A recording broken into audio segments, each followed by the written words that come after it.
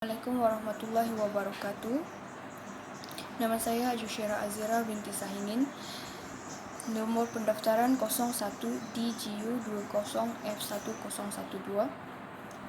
Saya akan membentangkan peradaban yang berlaku ketika zaman penjajahan British dalam subjek etika penghayatan, etika dan peradaban.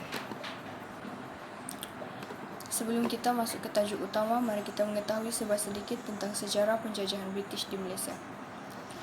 British datang ke Tanah Melayu pada 11 Ogos 1786 oleh Francis Light dengan menduduki Pulau Pinang sebagai pusat pentadbiran. Perjanjian Inggeris-Belanda 1824 telah membuka jalan kepada British untuk menguasai Tanah Melayu. British berjaya menguasai Pulau Pinang, Melaka, Singapura yang dikenali sebagai negeri-negeri selat pada tahun 1826.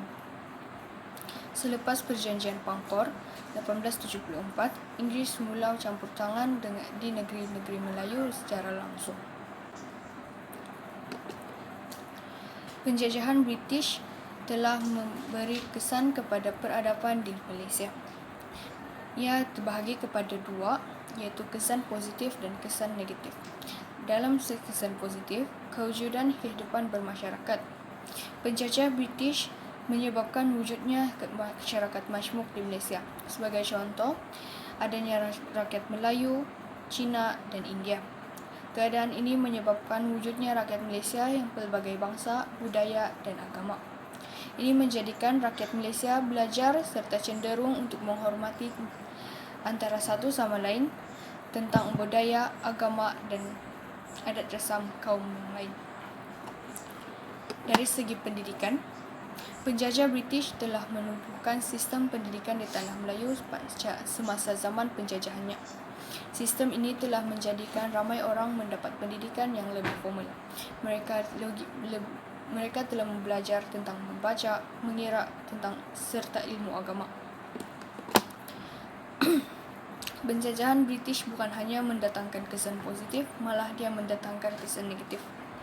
Antaranya ialah, pada zaman dahulu, kehidupan masyarakat majmuk dan harmoni tidak wujud kerana dasar pecah dan perintah yang dilaksanakan oleh penjajah British.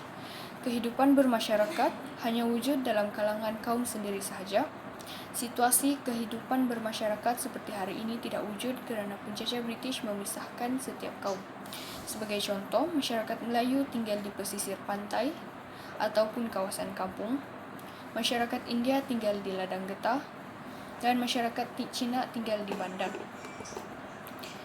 Dari segi kesan negatif dalam pendidikan pula, pendidikan yang diwujudkan oleh penjajah British berunsurkan perkauman. Pendidikan rakyat Cina lebih diutamakan kerana mereka lebih mendatangkan keuntungan dari segi ekonomi. Sekolah lebih banyak dibina di kawasan bandar menyebabkan ramai rakyat yang tinggal di luar bandar tidak mendapat pendidikan yang sepatutnya. Kesimpulannya di sini, penjajahan British ini membawa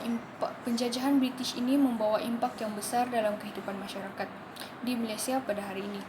Jika tidak kerana penjajahan British, rakyat Malaysia tidak akan berbilang kaum dan rakyat Malaysia tidak akan belajar tentang cara untuk menghormati bangsa dan adat rasam kaum lain. Selain itu, penjajahan British juga menyebabkan wujudnya pendidikan yang sistemnya hampir semua diguna pakai pada sistem pendidikan dalam masa sekarang.